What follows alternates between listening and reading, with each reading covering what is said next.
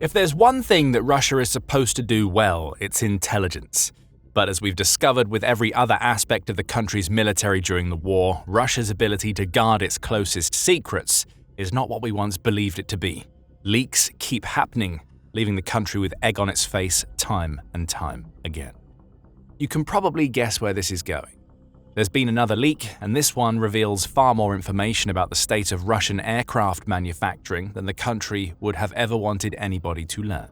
The latest intelligence leak has humiliated Russia so badly that it's hard to watch, and it's all thanks to a Ukrainian hacking group called InformNapalm.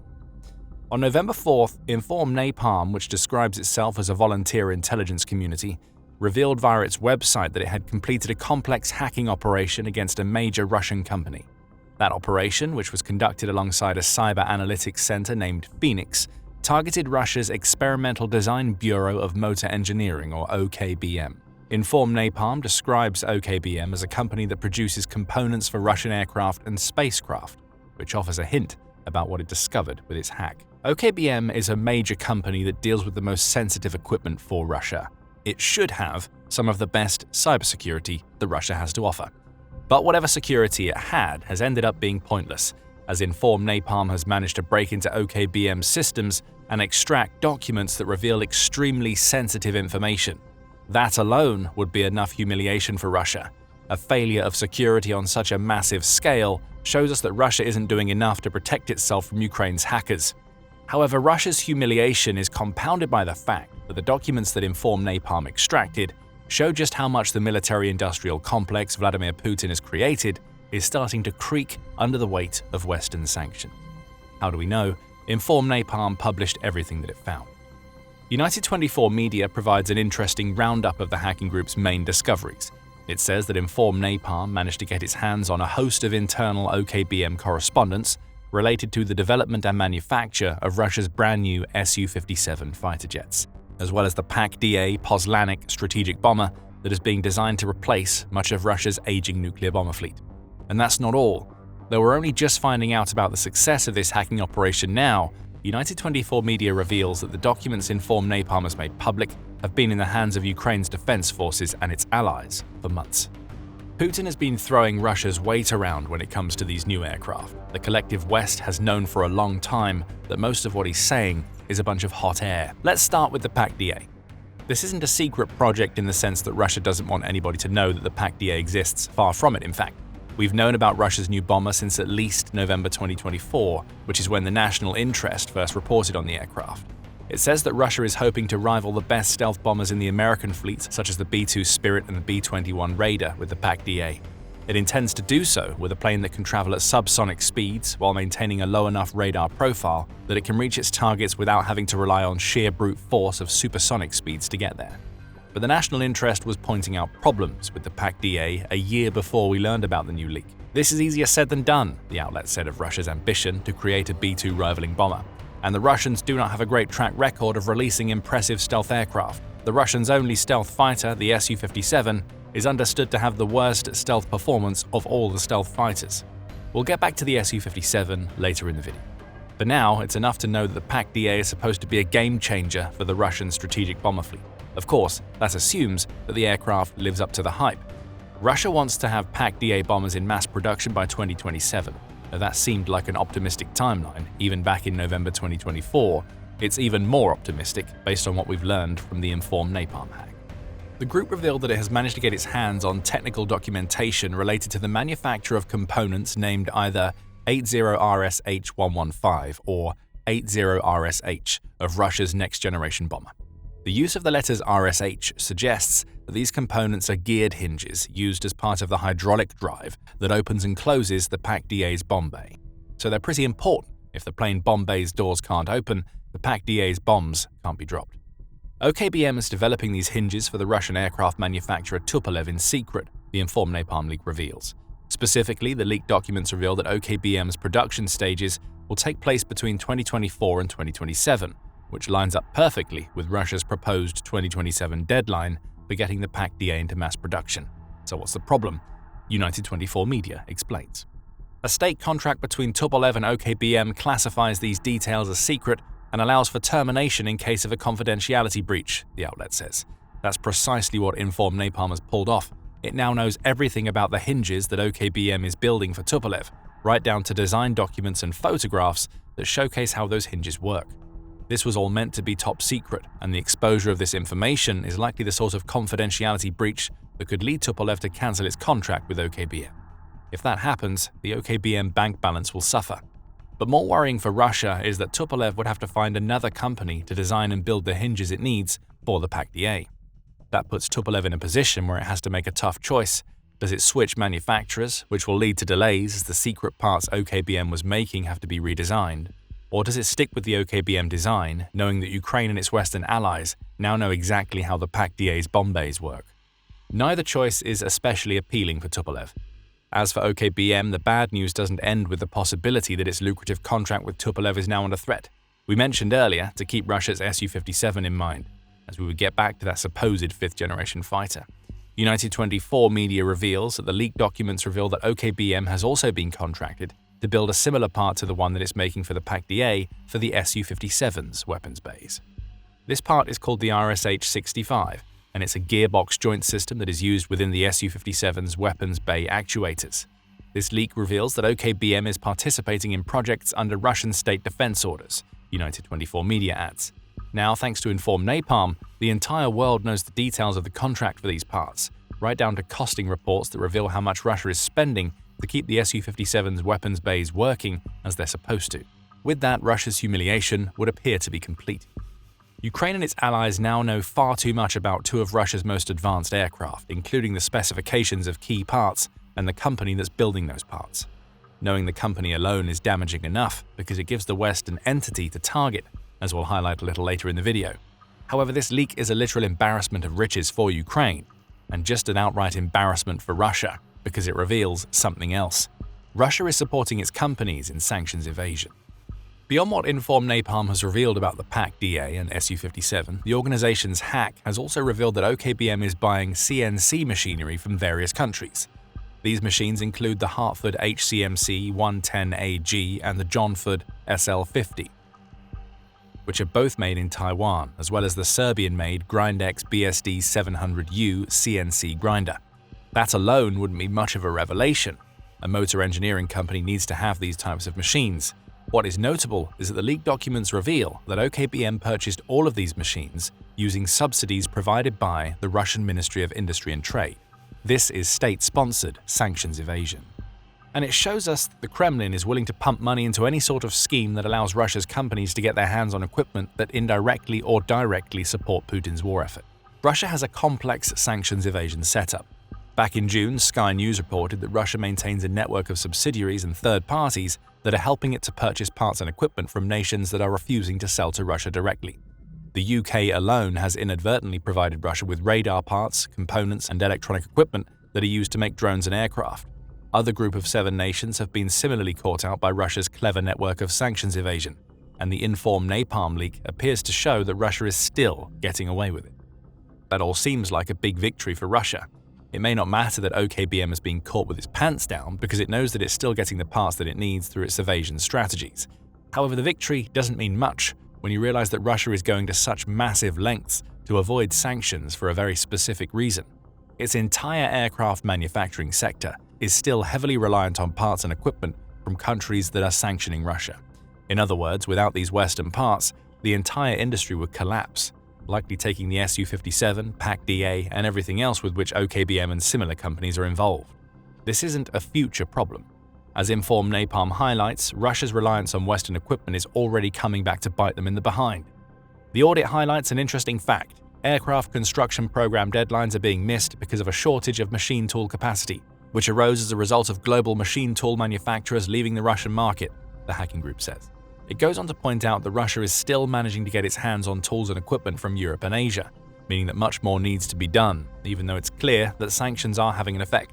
But again, this showcases a severe weak point that Russia has. Without the West, Russia cannot build its aircraft. So we now know that the InformNapalm hack has shown us about Russia's aircraft manufacturing sector and one of its main engineering companies. The question now is, what impact will these leaks have on Russia going forward? That question has already been answered. Earlier in the video, we noted that InformNapalm shared all of this information with the Ukrainian military and Ukraine's allies months before the documents were made available to the public. The European Union, or EU, took notice. As United 24 Media points out, OKBM was included in the EU's 19th round of sanctions against Russia, and it seems that InformNapalm's leak was the reason why. It's thanks to the hacking group that the EU and the rest of the West know how vital OKBM is to several of Russia's most sensitive aircraft manufacturing plants. Cutting that company off at the knees is going to cause serious damage to Russia. The Kremlin may no longer be able to give OKBM subsidies it can use to purchase equipment from countries that don't want to do business with Russia. And with OKBM's operations being so heavily reliant on Western equipment, the loss of access that the EU's latest sanctions package promises could mean that the company can no longer buy the machining equipment it needs to build hinges for bomb bays and whatever else it's manufacturing for Russia's weapons industry. The EU's 19th round of sanctions were officially adopted on October 23rd, and they stretch far beyond the sanctioning of OKBM. The Council of the European Union says that the latest package takes aim at 69 individuals or entities that are known to support Putin's war machine. Belarus has also been hit with sanctions designed to force the nation to limit its support of Russia. Kaja Kallas, who is the EU's High Representative for Foreign Affairs and Security Policy and the chair of the Foreign Affairs Council, explained the sanctions. "We have just adopted our 19th package of sanctions. It targets Russian energy, banks, crypto exchanges, and entities in China, among others," Kallas said. The EU is also regulating the movements of Russian diplomats to counter attempts at destabilization. It's becoming increasingly difficult for Putin to finance his war. Every euro we deny Russia is one it cannot spend on war. Kallas rounded off her statement with a threat: "The 19th package will not be the last." One has to wonder if this is the only time that a failure in Russian cybersecurity has revealed a company that later went on to fall into the firing line of Western sanctions. It may have happened before, and it may happen again if groups like InformNapalm keep doing what they're doing. Taking a wider view, these new sanctions are said to hurt a Russian aircraft manufacturing industry that is already on its knees. In June, United 24 Media reported that the Institute for the Study of War, or ISW, believes that Russia is struggling to increase warplane production due to Western sanctions. According to ISW, Russia has built or expanded at least 5 structures at its Kazan aviation plant, creating an extra 19,000 square meters of space in the process. Satellite imagery shows that the building work took place between the summer of 2024 and May 2025. Russia chose this facility, the ISW reveals, because it builds several of Russia's strategic bombers and helicopters. There are also plans to further expand Kazan in 2026. However, these types of expansions don't mean much when sanctions are crippling Russia's aircraft manufacturing sector. The enlarged Kazan plant is struggling to keep up with the Kremlin's demands amidst labor shortages that prevent Russia from modernizing or scaling up its aircraft production. This was highlighted in 2024 when Kazan only managed to produce 2 Tu-160M2 and 2 Tu-160M bombers. A lack of parts is also causing problems, as the ISW points out. Sanctions and parts and labor shortages will likely continue to slow Russia's aircraft production, even as Russia works to expand physical production capabilities, the ISW says. It's here where the OKBM leak goes from humiliating to effective. That leak has allowed Europe to target a company that is directly involved in the creation of the parts Russia needs to build its aircraft. An industry that's already struggling to produce what Putin requires is only going to find it harder now. Bit by bit, Western sanctions are having an impact.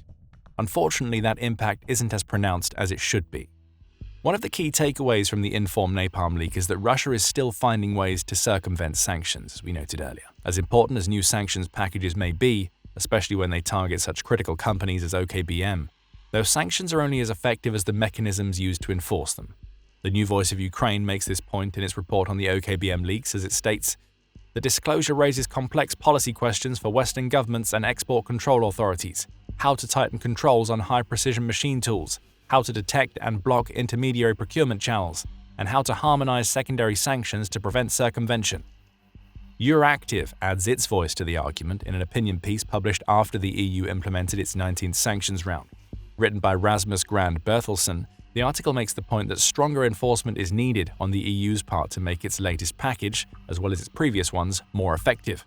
Uneven implementation and loophole exploitation have hindered past packages, allowing Russia to import billions of dollars of equipment and components that it shouldn't be able to buy. The situation is so bad, Bertelsen says, that around 90% of the foreign components that are found in Russian weapons come from countries that have implemented sanctions against Russia. Sanctions are still working, Bertelsen is quick to point out. Russia's many sanctions skirting techniques, which include the use of shell companies and trading firms in countries like China to buy components third-hand, come at a cost.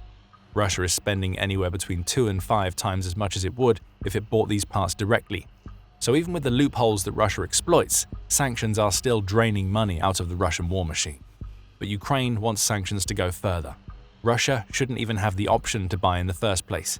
It's better for Ukraine that the money Russia would spend on critical Western components is instead forced to sit idle or is committed to projects that aren't as effective at strengthening Russia. Berthelsen has suggestions on how the EU can make its sanctions more effective. Creating standardized and EU-wide enforcement protocols is an important first step. The sharing of intelligence and creation of regional enforcement clusters will make it much harder for Russia to get around the EU's sanctions. Closing circumvention routes is also important, and that too will require better coordination than we currently see within the EU. If Russia is then forced to face restrictions on its access to cloud services and other software, along with a lack of tech support on what it does buy, that would mean that it struggles to make the most of any equipment it does manage to buy. These are all nice ideas. Whether the EU and other sanctioning nations can implement them is another question entirely. But right now, the EU tightening its sanctions may be the least of Russia's worries. What will concern the Kremlin more is that the OKBM leak isn't the first in recent memory that has humiliated Russia. Back in August, Ukraine also managed to get its hands on a ton of secret documents related to Russia's newest nuclear submarine, the Knyaz Pozarsky. Those documents revealed the full names and details of the submarine's entire crew, along with the schematics for its weapon systems and combat manuals detailing crew protocols. This is what will really worry Russia. The OKBM leak isn't an isolated incident, but rather the latest leak that reveals to Ukraine the secrets that Russia desperately wants to keep. It seems that everything new that Russia creates is being infiltrated or hacked by Ukraine, suggesting that Russia has some major security issues that it doesn't seem to be able to fix. And even if Russia is somehow able to magically plug its security gaps in short order, it may not matter. Why? Well, the OKBM leak is just the beginning.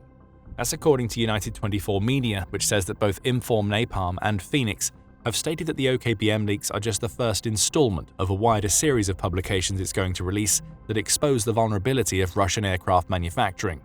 Whatever action Russia might take now seems to be a case of closing the door after the horse has bolted. The secrets are already in InformNapalm's hands, which means they're also likely in the hands of Ukraine and its partners. All Russia can do now is sit around and wait for Ukraine to reveal what else it knows. More humiliation lies in Putin's future, it seems. But he has enough on his plate with how Ukraine is embarrassing him right now.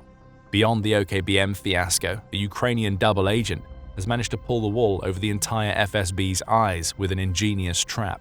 Find out more about that trap in our video, and remember to subscribe to The Military Show for more coverage of Russia's latest security failings. And thank you for watching.